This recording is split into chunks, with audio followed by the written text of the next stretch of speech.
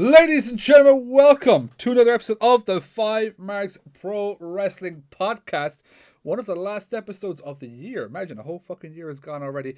I am your host, I know, Mr. Martin115, joined as always by my lovely dance partner. Hello everybody, I'm Carmo. I nearly forgot who I was there for a second. Welcome back for another week. Another week indeed. Ladies and gentlemen, we are...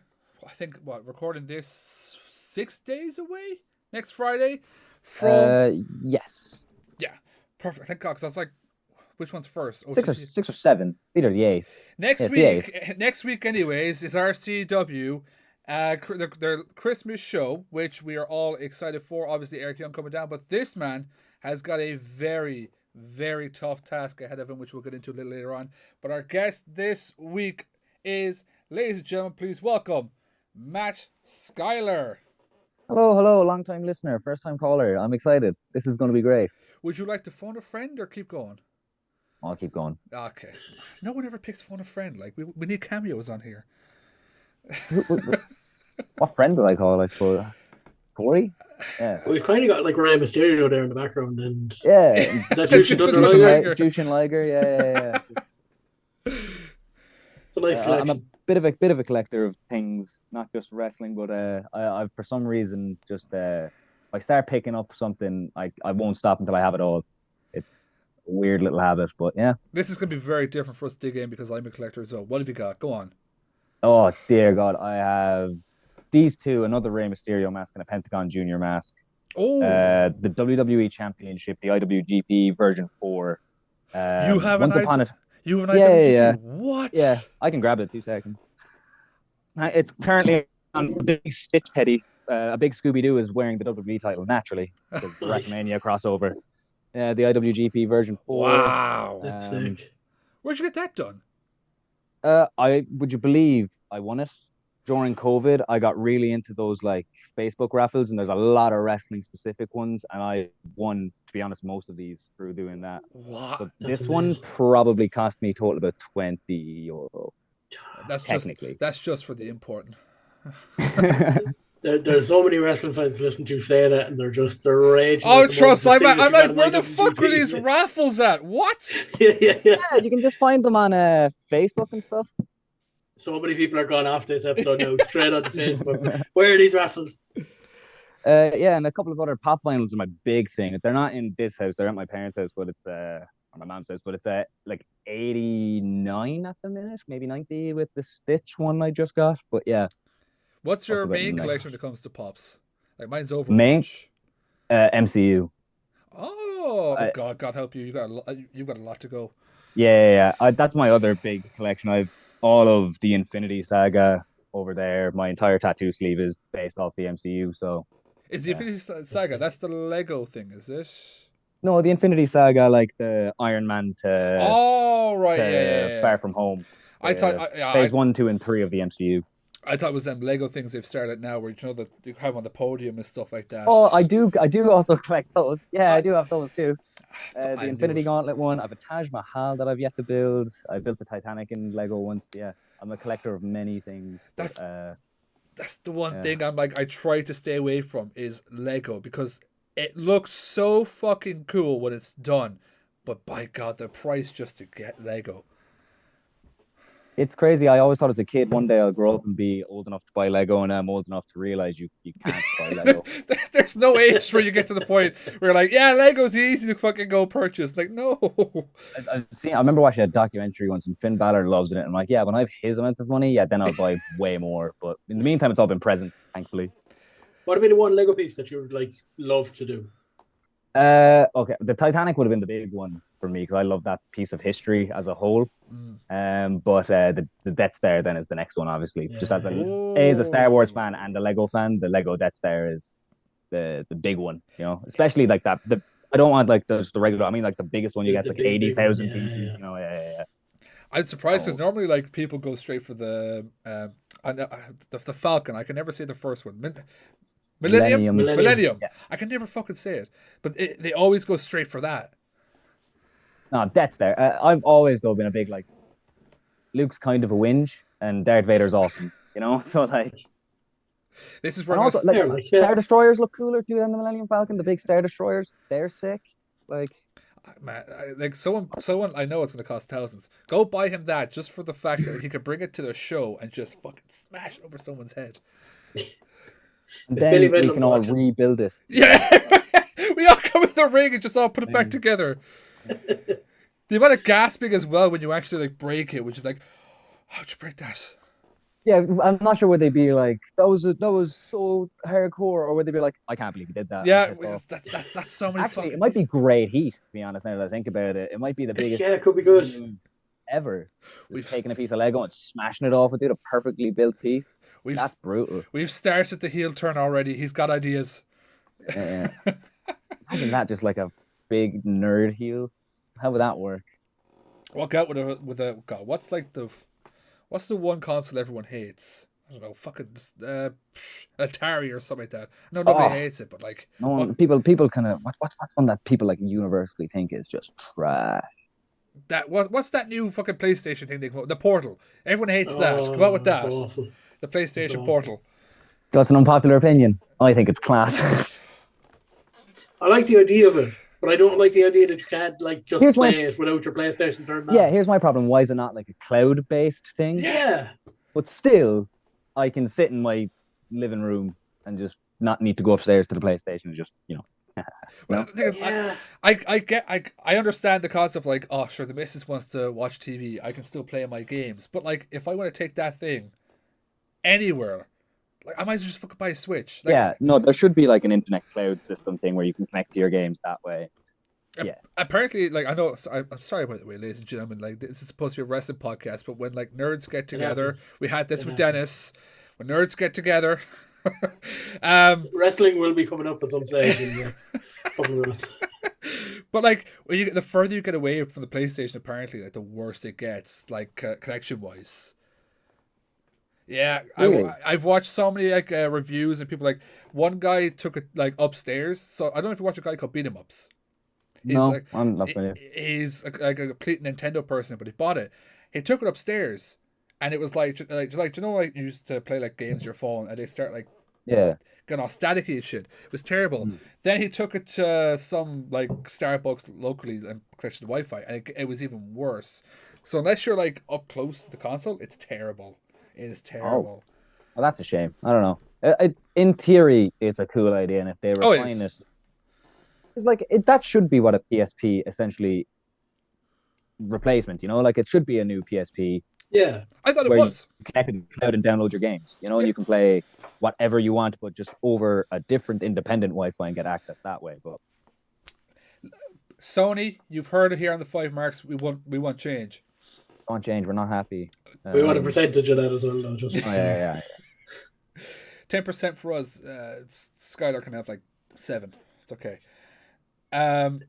But look, we'll get into some wrestling because like myself, I could talk about fucking games and shit like that all day long. I could do it forever. But tell us, we ask everyone the same question to start everything off. What is your first wrestling memory? My first wrestling memory is the one that. Can you hear that dog? Apologies if you can. But my first wrestling memory was we had a video of Invasion 2001. Ooh. And it's the opening match, Edge and Christian versus Lance Storm and Mike Awesome. And it's awesome because first time I ever saw someone hit a spear in that match, Christian does it to save Edge. Well, I thought that was Christian's for the longest time. And then when I started watching weekly TV, I was really confused why Edge was doing Christian's finish. So that's the earliest thing that I can. Invasion 2001 as a pay-per-view as a whole, but that match in particular is like the first thing that I can remember. I love that when people kind of come like to the times when I would have started watching because like everyone's like, oh yeah, Bret Austin. I'm like, yeah, I don't remember that. Before my time. The thing is though, like my dad was a fan before like 2005. So like as a child up until then, still casually goes to the RCW shows. It was always on in the background. Yeah. That's just like the first time I can remember seeing it, but I've been told like no, it's always just been there. All my siblings apparently watched it all the way through as well. So you're not just the something only that's one. ran through the family. Yeah, it's kind of a fan. I'm the only one that's dumb enough to do it. But they're a bit more casual about it than I am these days. But yeah, we're all wrestling fans in my family. So who growing up then would you kind of idolized? Edge and Christian. 100% Edge and Christian. They were my guys. Edge is number one only because as a child, when Christian turned on Edge, that broke my heart. So Christian was bad guy number one for me for a few years. Then when he showed up in TNA, I was like, nah, Christian's awesome again. So yeah, Edge and Christian are definitely 1 and 1.1, I'd say. We'll ask you so. Did you kind of stay? I was going to say, did you just kind of stay? Did you stay watching WWE and TNA because Christian was there, That's it. or was it just kind of WWE? No, I watched both because just like I remember having the wrestling channel very young, so I was really like lucky to watch a lot of like Irish Whip, Ring of Honor, a lot of this stuff. When I'm like 6, 7 years old, probably shouldn't have been watching it.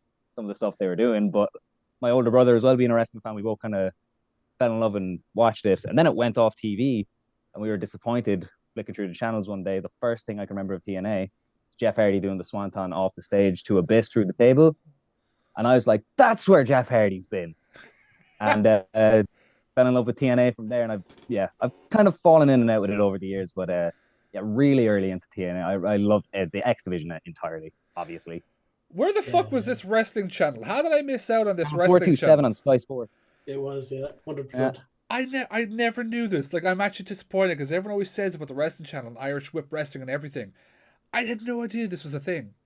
Irish Whip Wrestling changed everything. That was literally the day I went, oh, I can do this? And that's it. That was like the moment I was able to be, I thought I could be a wrestler. Parents knew at that moment, like, we've lost him. That's that. Yeah, really, really didn't want me to do it. It was silly and stupid when I wasn't doing it, and then it's really dangerous when I am doing it, you know? But I want to ask you, because you mentioned Edge and Christian there. Mm-hmm. What do you think about what's going on at the moment? I like it. I'd rather see them feud instead of tag, because that's the obvious thing. Obviously, have them tag. But I think you got to have them fight, because they never actually did feud properly. Because I'm fairly certain Christian turns heel, joins the alliance, and then there's the draft pretty much after, and they go separately for Raw and SmackDown. So there never really was that big Edge and Christian feud. I know they had the Intercontinental title matches. Yeah, the ladder matches. Yeah, but they never really, like, I don't think they ever, like, were at the top angle. When that was going on, it was mid-invasion, so no one really noticed Edge and Christian had broken up and were feuding. Just suddenly we're out of the invasion, and like, oh, Christian's on Raw and Edge is on SmackDown. And then obviously get like Edge retiring and stuff like that by the time he gets to the top.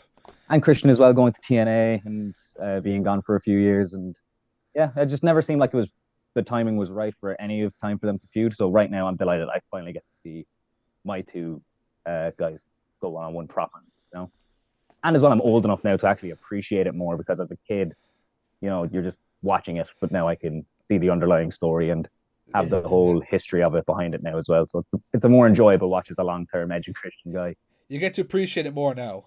100%. And as well, losing them both too, which, like, I'm man enough to admit I cried on both returns. 100% of there's people to verify it. I was in Poland when Edge returned on a lads holiday with my mates, and genuinely they go, what would you do if the Edge, because they're not wrestling fans and they always say the Edge, if he came back? And I was like, lads, no way. Like, neck fusion surgery doesn't happen, impossible. And like, as if it was a fairy tale, the buzzer goes and it's Edge. I shoot up. Apparently they were like, be like, wait, whatever, but I don't remember. And one of them had to be like, lads, can you just let him have it for a second? I was genuinely like so emotionally crying about it. Do you want to hear an absolute gutter of a story? I was supposed to be there at that Rumble, but I turned it down. I turned it down. The father came over to me and goes, do you want to go to the Rumble? Because he was based in Houston. And I was like, it's in a stadium. Do you know, it's going to look like ants and everything. And I was like, obviously I knew about the rumors, like Edge could return. I was like, look, I just won't enjoy the fucking thing. And then Edge returned. I was like, should have fucking gone. Should have fucking gone. I did have the feeling it was going to come, so I'm pretty sure he speared Elias like the SummerSlam before. Yeah. So like, there was that hope, but then I was like, he does his own stunts and TV shows. It's probably one or two controlled things is fine. But not, he's a madman, running the ropes, hitting big moves, doing everything. I love it. Great. It's as if he'd never left. You actually met Edge as well, didn't you? Once, yeah. I was lucky enough to go to the inside the ropes and got to meet him, which was cool. How was that? It was interesting because I'm friendly with Kenny McIntosh, who hosts all those events. and someone asked the question, "How do you become a pro wrestler?" And then Kenny, really embarrassingly, shifted and was like, "We're going to switch real quick. How does it make you feel that there's a guy in the crowd who is a wrestler directly because of you?" And I just had to be like, "Oh, don't do that to me, please. Don't. That's nice, but like, come on, embarrassing." Foxy It, was it, it's funny you say it because I was at that show. what? And I remember that moment, but I didn't know because I obviously didn't know. I wasn't watching Irish wrestling at the time, unfortunately. But I didn't Yeah, know that was you. That's quite that was funny. me. Yeah.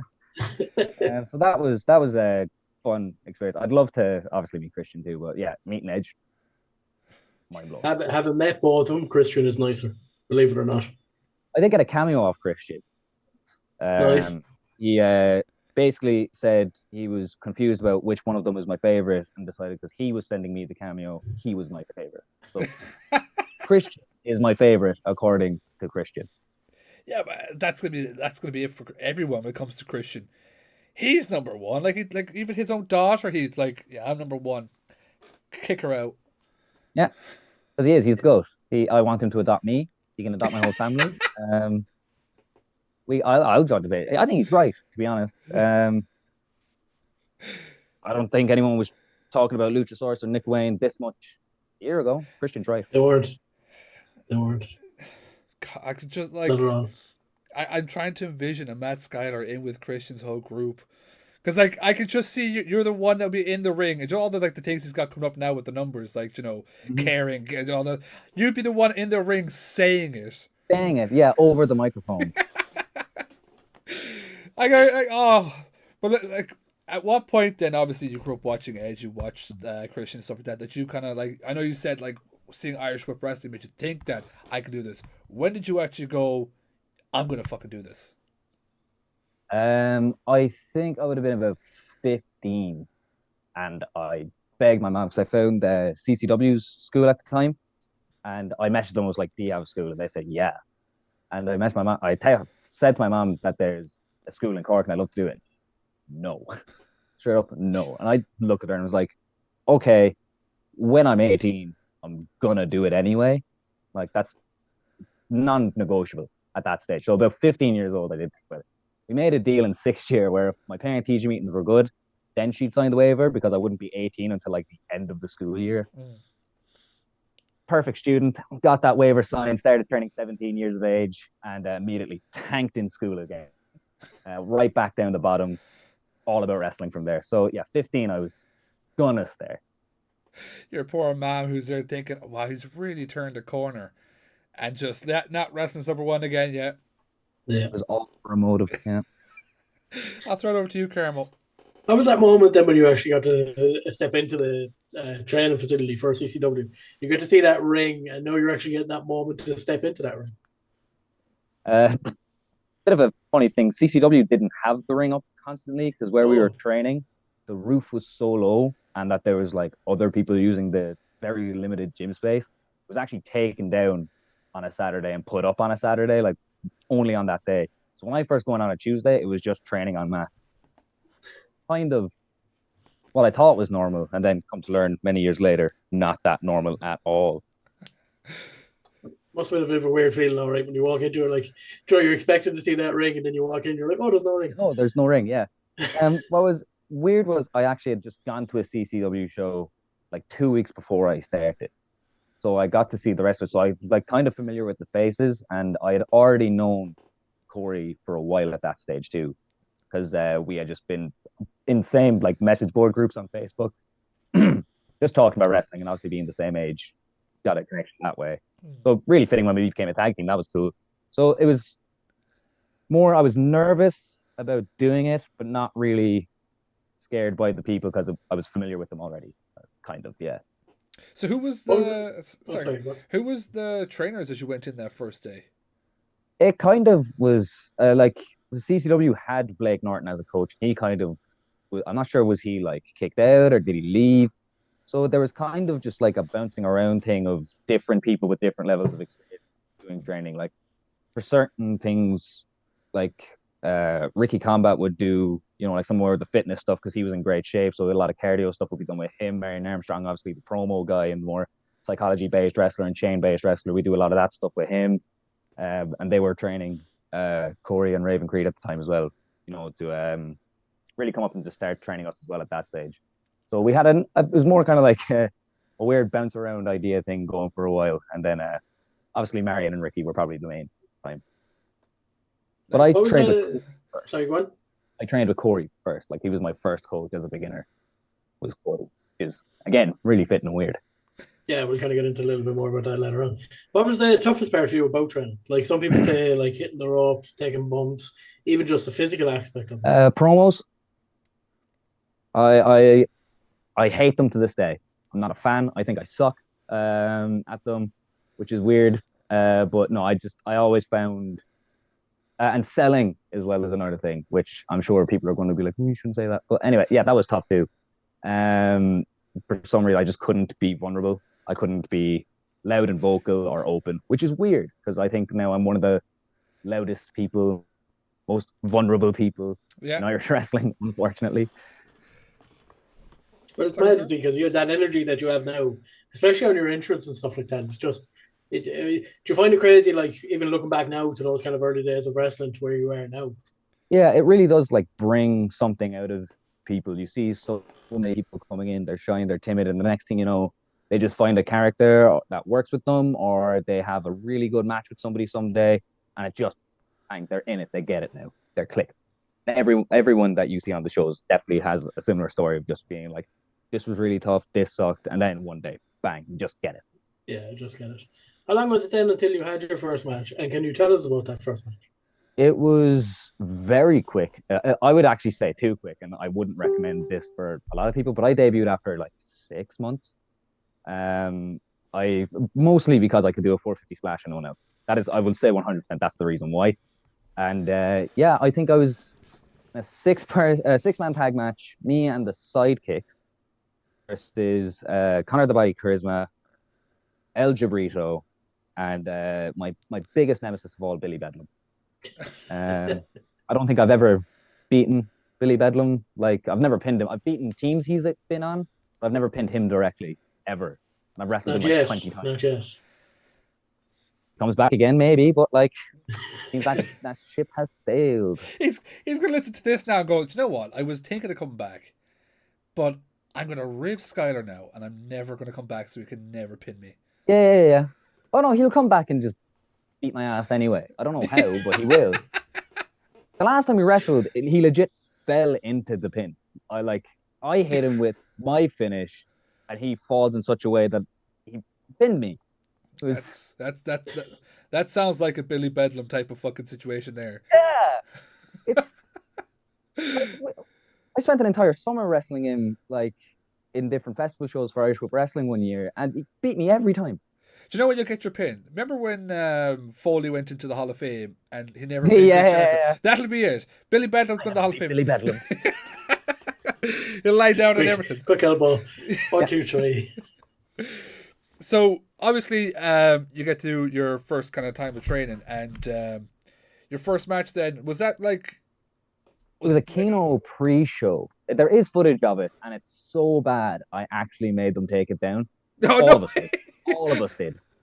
It is so terrible. We were like, it actually not only makes us look bad, makes like everyone on the rest of the show look absolutely terrible, because this is the first thing people are seeing.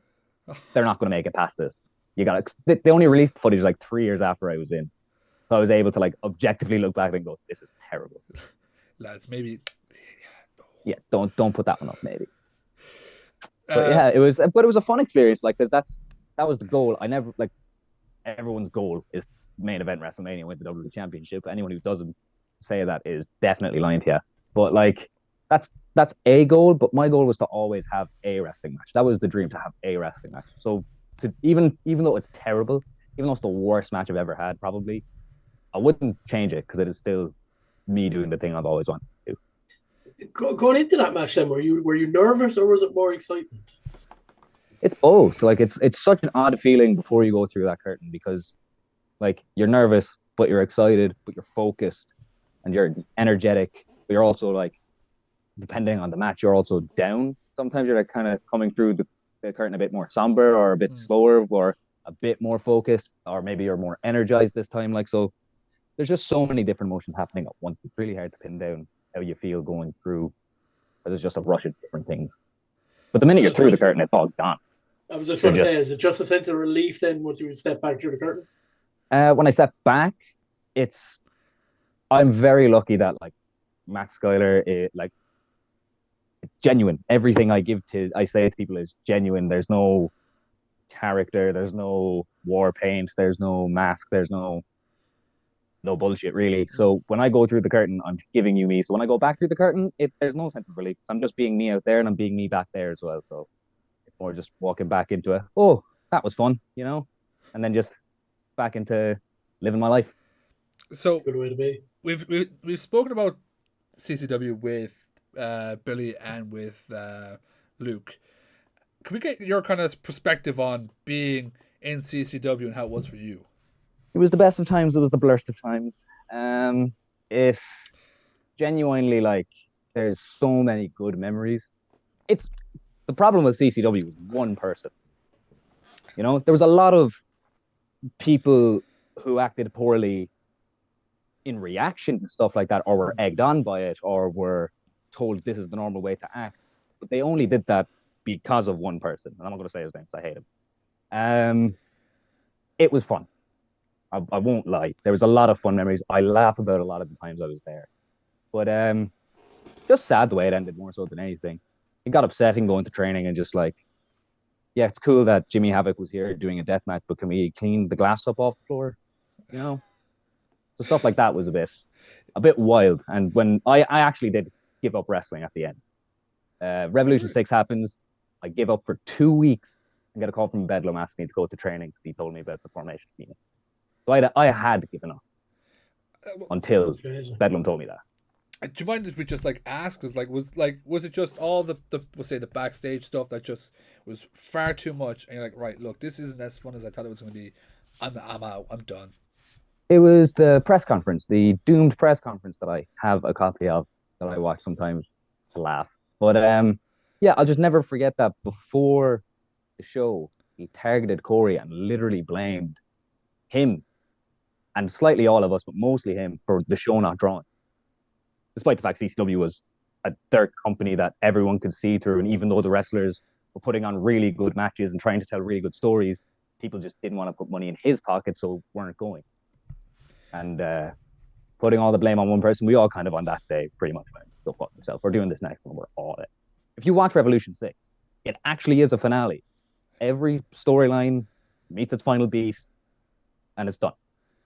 CCW ends and never comes back. It's a really annoyingly perfect end. I love that. I presume you all knew this at the time, though, as well, that was it, you were done, that it was finished, there was no more. Well, I quit independently. Lee had been saying for ages he was going to quit.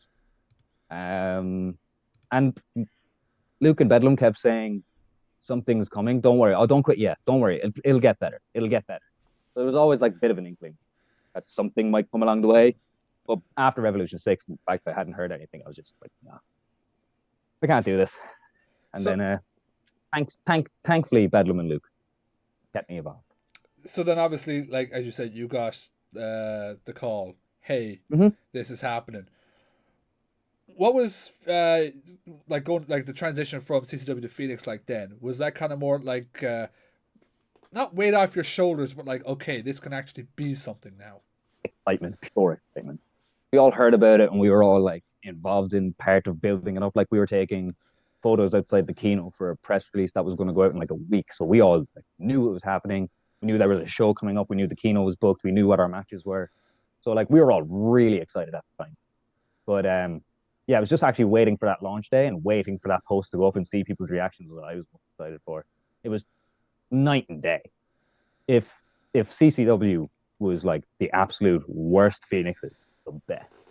RCW is now the best, but at the time, Phoenix was like the absolute peak thing to be involved in at the time.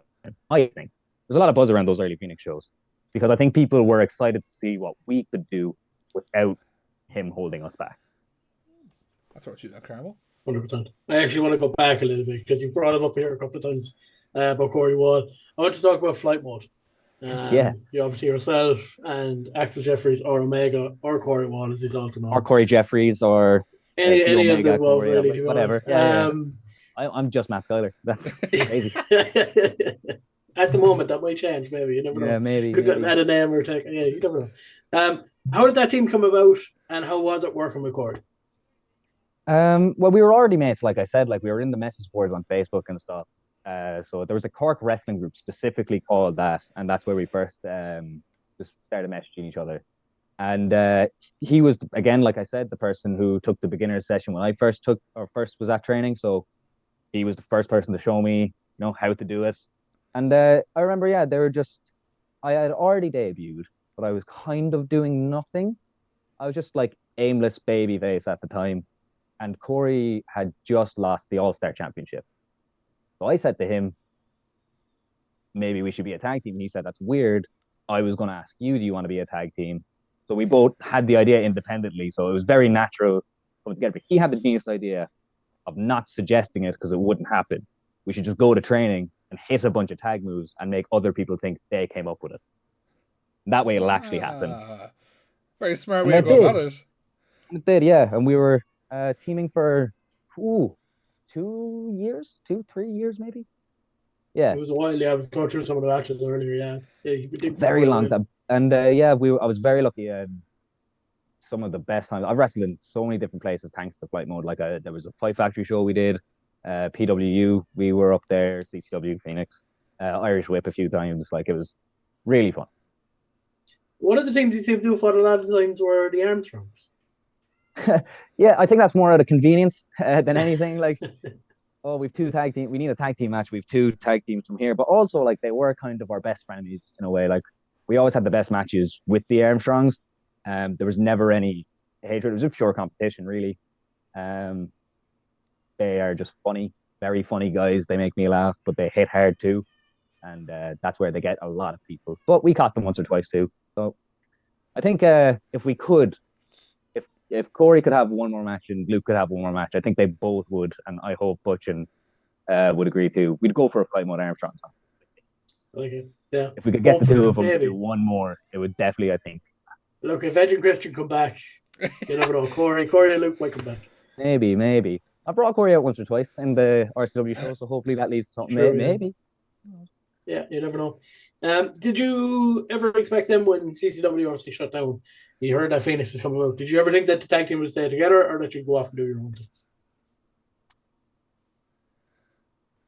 Okay. I always thought that we were going to be a team for sure, but I had already started doing one or two singles things in Phoenix, and Corey was going to as well.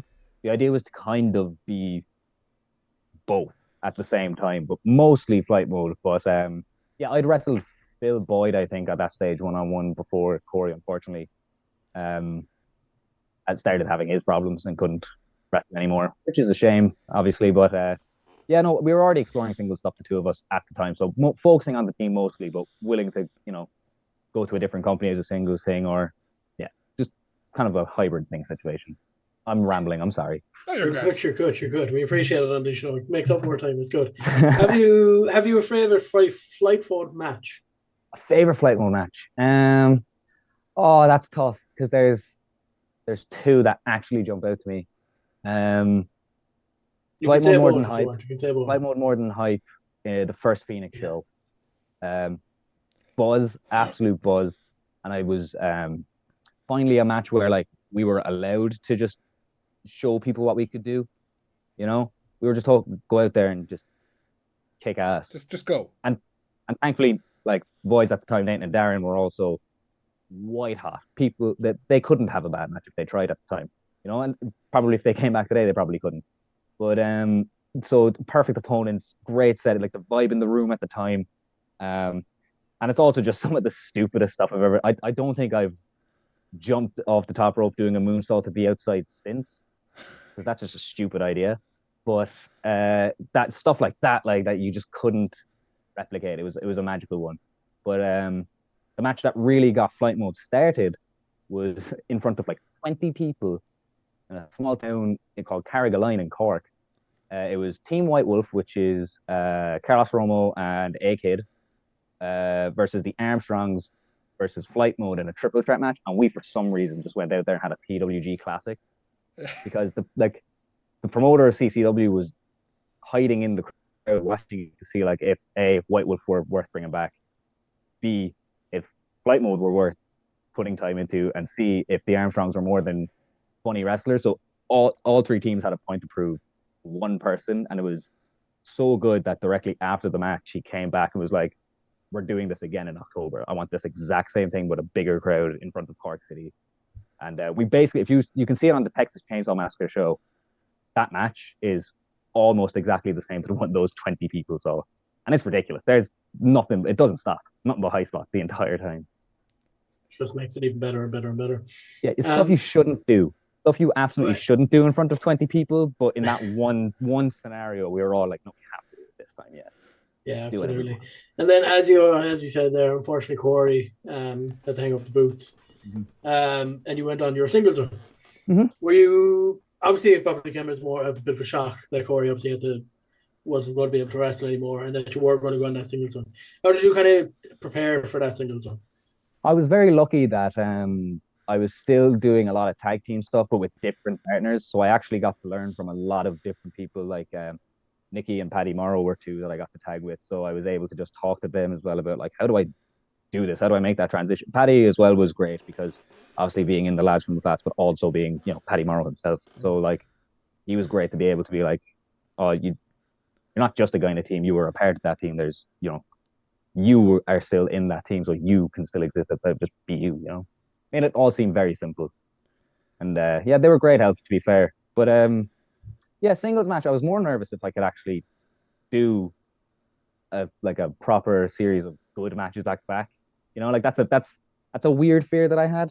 That like, oh, maybe I'll have one good singles match, but then people will just see, oh, it's just the same stuff, or like, oh, he's not really that good by himself, Yeah, you can have a good match once in a while, but I was really worried people would get sick of me very quickly. 100%. I want to talk about one particular match that you had as a singles winner, and it was actually, is it politically correct to say or to shout "suck it," which was you, Michael May, and Terry Thatcher. I feel like when I was going through your list of matches earlier on, that felt like a match that really stuck out, kind of as a big match for your singles. Yeah, the Big Win Open Challenge comes out, and I answered it, and then Terry Thatcher very rudely upstaged me, came out at the same time, came out and also challenged as well, and yeah, that was huge. That was one of the most fun matches I've ever had, and it was just two lads are fantastic. Like I'm very lucky that I've been able to share a ring with some of the people that I have because they make people think I'm way better than I am. That's how good they are. But no, that was mad. And Dolan's is always a great venue too. I actually jumped off the bar, I think, that night onto the two boys. So it's that's a really special one. I really enjoyed that.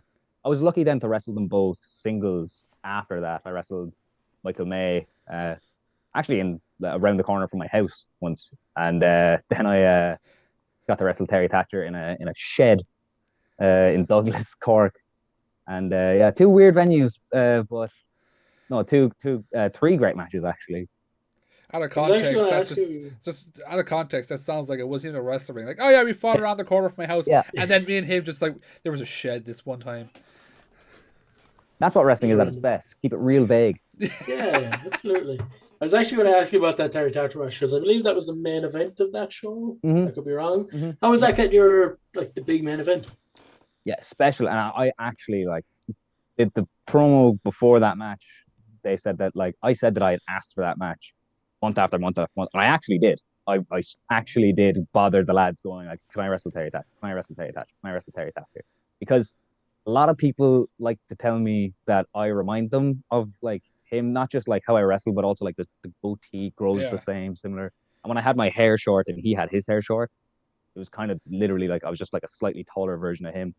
So I was like, that would be for me a good match to be able to be to get that comparison over while also being, no, I'm different. I'm me. Yeah. I can be my own person, stand on my own 2 feet across from this. I don't want to be compared to one of the best. I want to be one of the best. It's like when people are like, oh, this person's like the next Shawn Michaels or whatever, and they're just like, no, I'm me, and they go out and they prove it. It's one of those type of scenarios. Yeah, a little bit, and also just because he's great wrestler, and I thought that match would be awesome for fans to watch because we're both like similar styles of just willing to throw our bodies at our opponents. So I was like, what would happen if two people who like to throw their bodies at people did it to each other? Would they just collide? And yeah, we did, basically. Yeah. And to get the main event as well, after I asked for it and asked for it and asked for it, to get the main event, I was like, "Whoa, they're really going for it now. They're trusting me on this one," and I think we delivered. Was that kind of a moment that you kind of realized as well that like I'm doing something good here? Do you know that kind of the fact that not only you got the main event, but you got the match that you always wanted against Terry Tantra?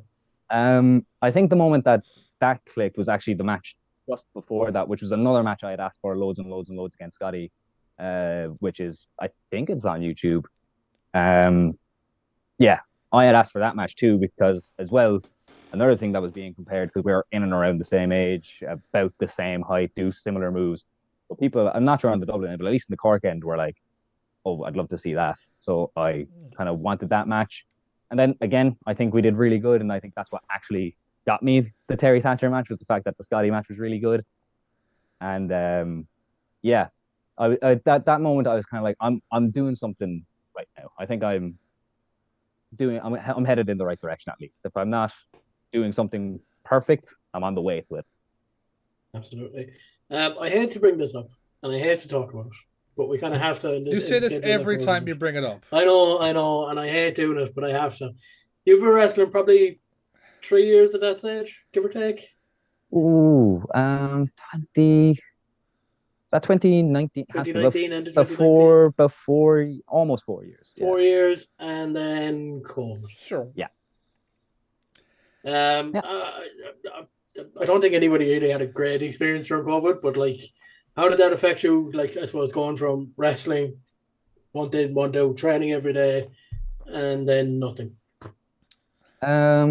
Yeah, it was obviously hard not being able to physically do it, but we got very lucky that we actually created kind of like a pseudo college system almost, where like we would watch classic wrestling matches with LJ Cleary, and we'd go through the matches, or like matches he saw that he would like suggest to be like, "Oh, this happened on a main event, but it's really good. You should check it out." He would pull the most random matches out of anywhere and just be like, "Yeah, we're watching these 3 this week. Come give your feedback." So we got lucky, we got to do that. And yeah, that's kind of how I got to stay in touch with everybody. So it wasn't as bad for me as it was for some other wrestlers who were just completely shut off from everything. But it was still not great. Like, obviously, you want to be in there, you want to wrestle. We got lucky that we got one showing in 2020, mid-COVID, because for some reason there was like, we were all allowed out. Then only Dublin got quarantined. So we ended up doing like a Cork only show. And yeah, so there was like a brief reprieve in the middle there. So it wasn't as bad for us as I think it was for like a lot of the rest of the island. You got very lucky. A little bit of a break during the middle, like where you could go. Yeah, we can go in. Oh, we're wrestling again. There was a tournament on that one too, so I got to have 2 matches. So I was like, oh, this is great, fantastic. Try to make sure the cardio levels are still there. Yeah. Your first show back then, after the second patch of COVID, was 5Marks, I believe, which was in Limerick. No, it was Fuck Your Super Kick. I have a horse outside. You are right. I've no notes on that. So I guarantee you Billy came up with that name.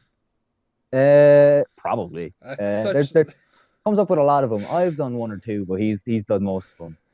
Most of his names, to be fair, are excellent. Even into RCW, they're brilliant. Like. Oh, yeah, I do love them. It's always exciting to see what the next one's called. And then it's always fun when it is one of the ones you suggest, and you're like, oh, that's me. I'm funny, let's go. Now I get to book the show. I'm the special guest GM. That's how it's happening. That's how it works.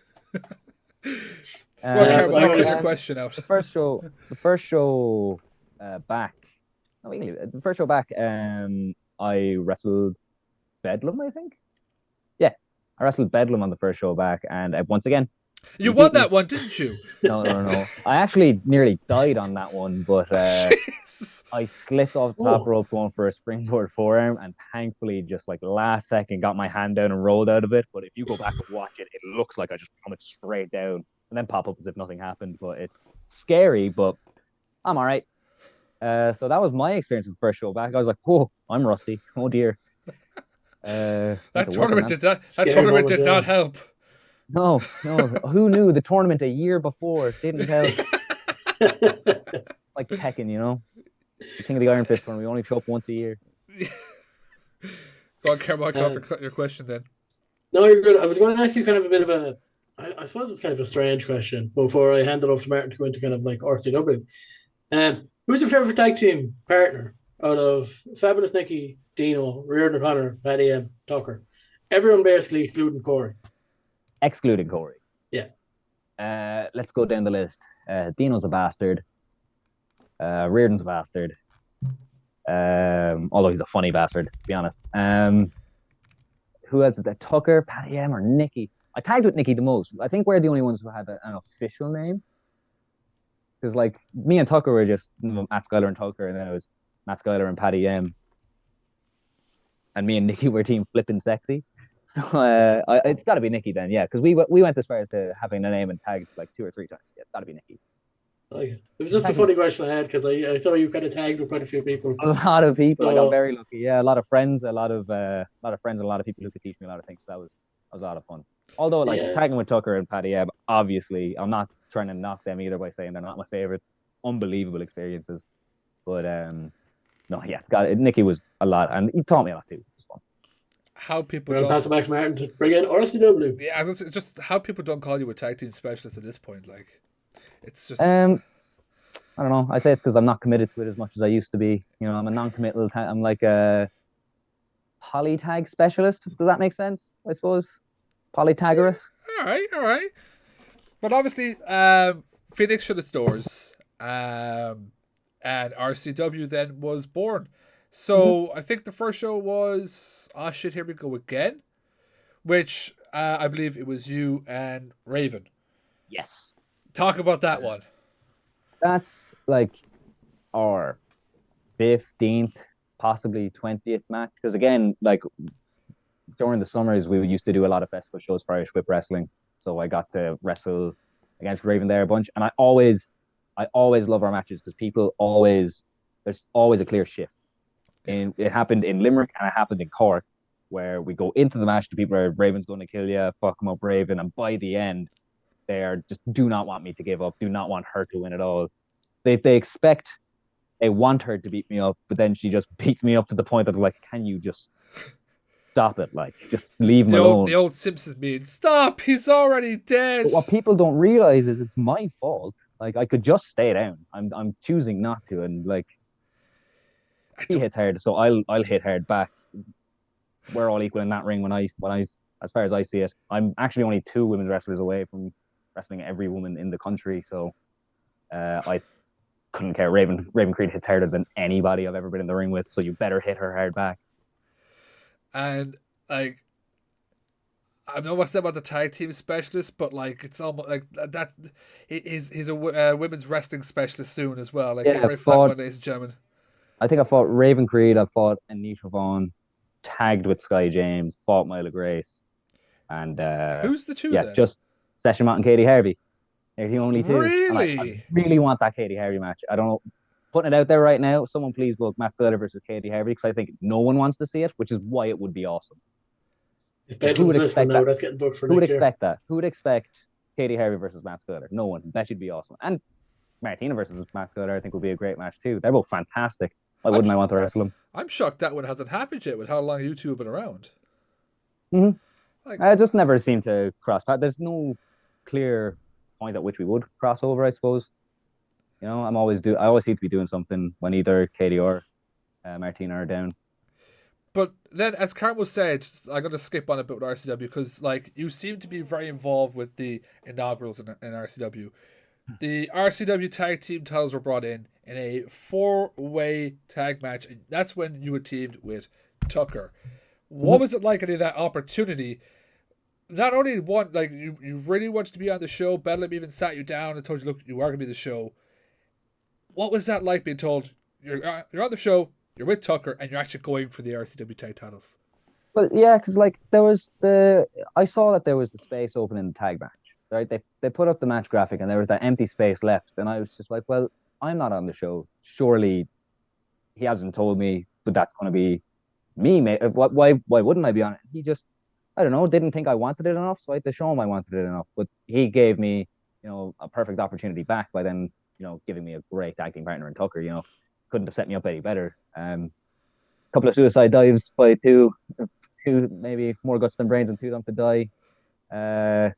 So wasn't our night, but it was still a great experience, especially getting to now team with Tucker after wrestling him before as well. So going against him and now teaming with him, that's cool. Now look, I know obviously we saw at the last show Tucker maybe doesn't have the same mindset as he did before teaming with you, but would that ever one day be something you'd like to do again, is team with Tucker and actually this time take those tag titles? Tucker has a problem with Steve.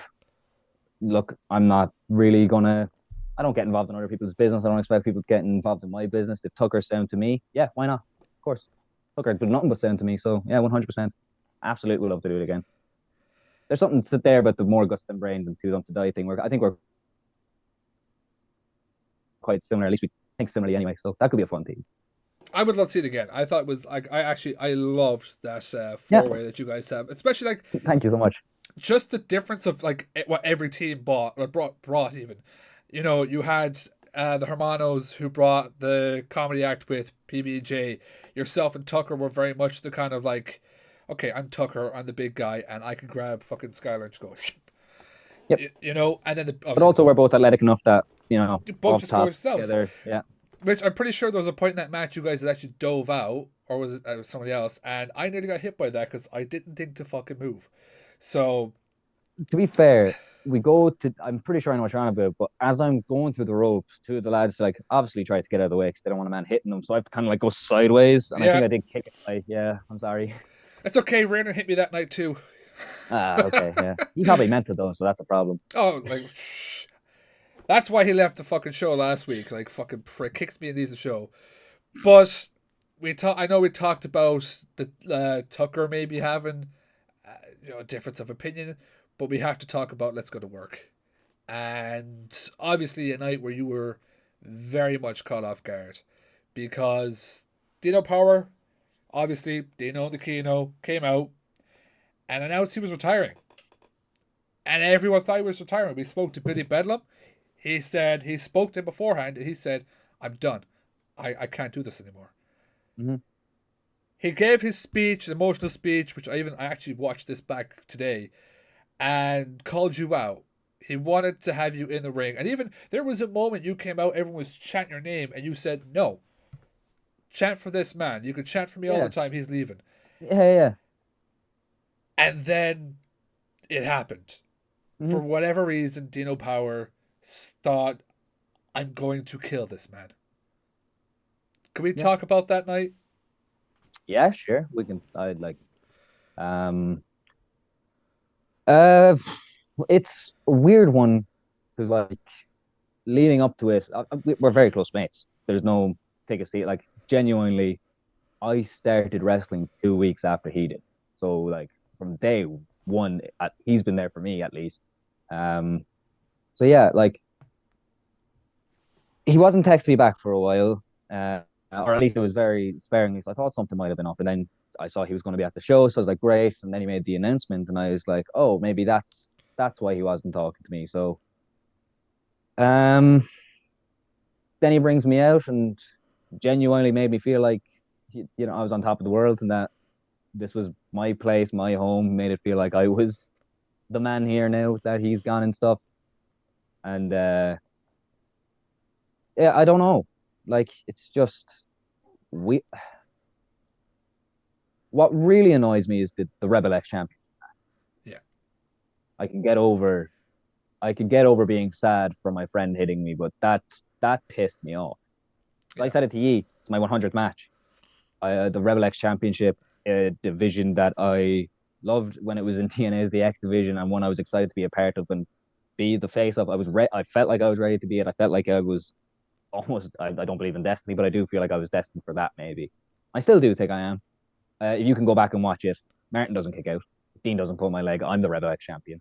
Yep. I will be. That is my belt. That is my championship belt. I am, in my mind, the Rebel X champion. But I will be. I will tell. Everyone will say it one day. But even that moment, like, I think like a big thing going into Pat Fiction was our emotions going to get the best of either you or Deano. And Deano pulled you out of the ring and just all-out war kicked in then. that went straight to the back as well. Obviously, then Fabio took the win. We now go into next week's show. Mm-hmm. It's you and Deano. Mm-hmm. Finally, 1-on-1. Is it going to happen again? Are emotions going to get the best of Matt Skyler again? This is the time emotions have got to come out, because this is possibly the only chance I'm going to get to kick his face in, or at least get a chance to do it in a singles match where it's, expected. I could be a professional. I can be a professional with anybody and go out there and do a really, really great match. But this one is for me. Okay, I like to go out there and give the fans. This one's for me. This is the one where I'm getting emotional. I want to be emotional. That emotion is what's going to make me kick his head in.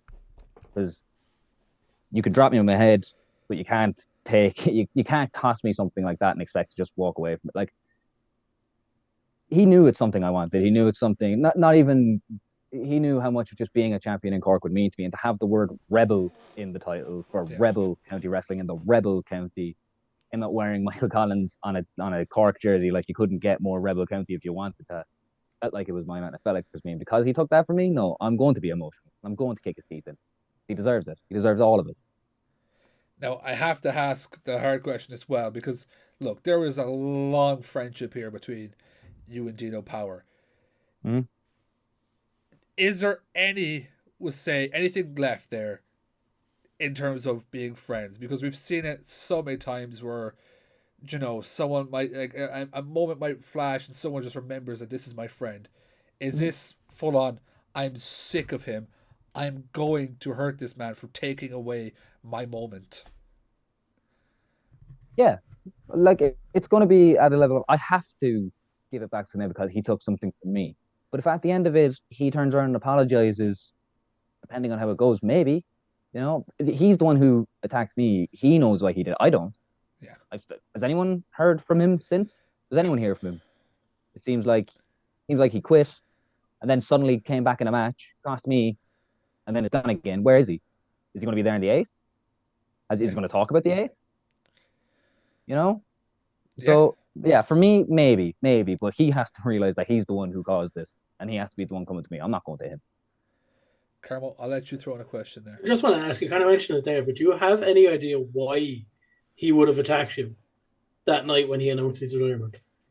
I don't know. Maybe, like, Deano and Deano wasn't going well. A couple of losses back to back. I had been going through the same thing, but just got a big win against Romo. So maybe, I don't know, maybe it's jealousy, maybe it's envy, maybe he's angry at himself for not getting a win and thinks he can just easily beat me, but he's dead wrong. So, I don't know. Only he knows, but yeah. I'm very excited for the match that happens next week. I think it's going to be another war. The other thing I do want to ask you, though, when this match is said and done, I won't lie, I'm kind of on your side and I hope you kick his teeth down his throat. When it's all said and done, is that Rebel X title on your mind? Yeah. I said it to you. I can't focus on the Rebel X title until Deano's off my back. Once that's done, yes, 100%. Like I said, I think I'm the Rebel X champion, and soon everyone will see that, yes, I am the rightful Rebel X champion. Fabio better keep hold of that belt and make it really nice and shiny for me when I want it, because I don't want to see a speck of dirt on my beautiful, beautiful belt. And I will say it again, December 8th in the PAV, it's going to be a maggot, RCW. Be sure to get your tickets on sale. On sale right now. You could also probably get them maybe on the door, unless it sells out like last time. So get it. And be sure to get there as quick as you can. Because again, not only are you going to see Deano Power versus Matt Skyler, Eric Young challenging for the RCW World Heavyweight Championship. You've got the Rebel X division title in a 4-way. It's an exciting night. Now, Martina versus Raven Creed for the first time ever. This match has been hyped up and supposed to happen several times, and the first actual singles match is going to happen December 8th. An early Christmas present to all Irish wrestling fans. If that match alone doesn't sell tickets, I don't know what will. Especially because of how often it's been teased and it's supposed to happen in different places, and then COVID or other, commitments or flight cancellations, etc. It's just never happened somehow, some way, all this time. That's what I'm most excited for sure. The universe was just saving it for Cork. For Christmas. Exactly. Christmas in Cork, But before we move on to some fan Q&As, because you've been wrestling in the Deano for so long, and obviously now it looks like it's done and dusted with the Keno. Have you any fond memories of being at the Keno, and what's kind of your favorite match you've done in the Keno? So many fun. I was at the very first Keno show, and thankfully I've been to, I think, all of them. So yeah, that place is special to me. It's where I made my debut in wrestling, you know. And Flight Mode had, I think, their best ever matches in there. I think I've had some of my best ever matches in there. I've seen some of Cork Wrestling's best ever matches in there. It is the spiritual home of Cork Wrestling, in my opinion. Best match, I think it is. It's either me versus Scotty 1-on-1 or More Than Hype versus Flight Mode. One of those two for me, definitely. Both Phoenix matches, both definitely are probably my two favorites. Raven Creed versus me on RCW, though, just being two Cork people, opening the first show in Rebel County Wrestling, getting first entrance, first match, you know, that's also a special one. But I think that More Than Hype one is probably actually the one I like the most. And now, obviously, we're heading into a new era for Cork wrestling because, look, Irish wrestling right now, I think we all agree, is booming. It's back, baby. It is absolutely booming. And it's crazy because, like, obviously, like we only discovered it in August 2021 and stuff like that. And like, just I feel like more people are like discovering for the first time, like the PAV now. What was like that like wrestling for you? Because obviously, it's very different to any other kind of venue. Like you're constantly looking up at the crowd. Yeah, it's sick. I feel like I'm in a Coliseum. It's so cool. It's such a good like atmosphere, and I love the size of the roof in the place and the domed classic style roof. It really makes it feel like you're in an old theater, and I think that suits wrestling so much. You know, it's because wrestling is kind of like a performing art to a degree. Yeah. But it's also like a sport, so having that Coliseum X theater feeling is like the perfect blend for what wrestling is. Being able to be down in that pit and looking up. Yeah. It's really cool, really fun. It's unique as well, and like I feel like the Keno was great, but I honestly I feel like the PAV looks like it looks more like a wrestling venue, even just like the lighting and everything, just the way it is. It feels good. Like you walk in there and you go, wow. Mm-hmm. And as well, having like 14 different drinks on tap is decent too. People love that. Just how handy it is as well, just to fucking walk behind you. Off you go. Yeah. Coming back, holding the shoulder after particularly that match. Poor Beamish there. But no, yeah, the PAV I'm excited for. I've been to a couple of gigs now in there just because I have a lot of friends in the music scene here in just Ireland, Cork, Dublin, all over the place. And I was actually only there last night watching a Dublin band called Nerves. And weird you mention it, Irish wrestling is getting bigger. One of my mates happened to mention I was a wrestler, and someone just turned to me and was like, yeah, it's big now. I saw that John Moxley fellow was in Dublin. And I'm like, A, how do you know who John Moxley is? B, like, mad that there's people in the street are talking about Scrapper now and like OTT, and I think that's kind of kicking off everywhere. Like Fight Factory are being spoken about a lot more now. Hard Knocks are obviously kicking off, and we're doing our thing in RCW now everywhere. Titanic as well, booming everywhere, really well right now. Really well. I love it because it was one that like the whole time I always thought Irish wrestling was like, you know when you see the indies in America, and it's just like 10 people in a crowd, it looks awful. I always thought that was the Irish wrestling scene until Carmo brought us to a show, and I was like, wow, this is not what I thought it was, and this is like on par for what you see on TV. So when we started the podcast, the biggest thing to us was, all right, we gotta I want to just make sure anyone who's like me, who's watching all these other things but is living in Ireland, gets out and sees what we have to offer, because everyone on this island is either as good or better than what you would see on TV. I agree. Like, I genuinely think there's something in the water here because our wrestlers are second to none. There's just people even say that though coming here. I've heard it in interviews that I've just watched on YouTube and stuff. People talk about like how great the schools are here, how good the wrestlers are here. And I think there's just something special about the connection with the crowd too. Like the Irish people love wrestling. I don't know, we're just a big wrestling country. We've always been big into wrestling, especially since like I remember when Raw was on Channel 4 and WCW was on Cartoon Network, like people were losing their minds about it, you know? So yeah, no, it's the boom is back. I'm excited. Well, listen, Carmo, have you any questions before I move on to the fan Q&A? Right into the fan Q&A. Go on, go first. Let's go. Perfect. So the first question we have here is, will Kid Bandit ever wrestle you, or will you ever want a match with Kid Lycos? Sorry. Yeah. Oh, Kid Lycos. Yeah, both 100%. And while we're putting out other names out there, I see Jordan Oliver's, I think, taking up residency in the UK for 4 months. That's another one that I really want. But yeah, Lycos and Kid Bandit 100. I'd love to wrestle Kid Bandit because I've absolutely like ripped a lot of their stuff. No, but I just think it'd be a fun competitive match too. Like I want to wrestle more and more people, and yeah, bring them all, bring everybody, Lycos, Bandit, Jordan Oliver, whoever else you want, anybody, I'll do it. I'll add this one to it because it kind of goes on par with it. Dream opponent. Edge, 100% Edge. It's got to be Edge. Any dream tag team partner, Edge. Dream match, Edge. Dream Hall of Fame induction, Edge. You know, that's. I have a favorite wrestler. I'm a man of favorites, and I have a favorite wrestler. I'm sticking to it. Yeah, that's fair. That's completely fair. Any advice for people who want to start wrestling? Yeah, go do it. Like the hardest thing is just to walk in the door. You know, I'm like 5'8" and probably like 65 kg with a rock in my pocket, soaking wet. You know, like if I can do it, you can do it. Anyone can do it. I've seen so many people come in and think, "Oh, this maybe isn't for me," or I don't know. Just yeah, you can.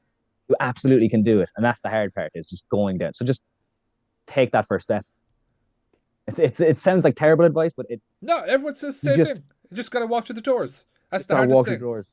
We all want you here. We want more wrestlers because we want, you know, more people on our shows. We want more shows to happen. We can make bigger shows, you know, and it's yeah, we want as many people as possible. Please come down. Actually, we would love to have you down. Like I think everyone's just expecting to walk in and see like a fucking big massive like Brock Lesnar everywhere.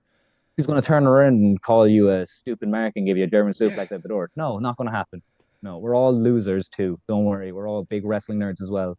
I mean, that's what Chris Connolly did to me, but like we'll forget about that. yeah, we'll forget about that. Well, he is a big nasty. He's a cunt. Yeah.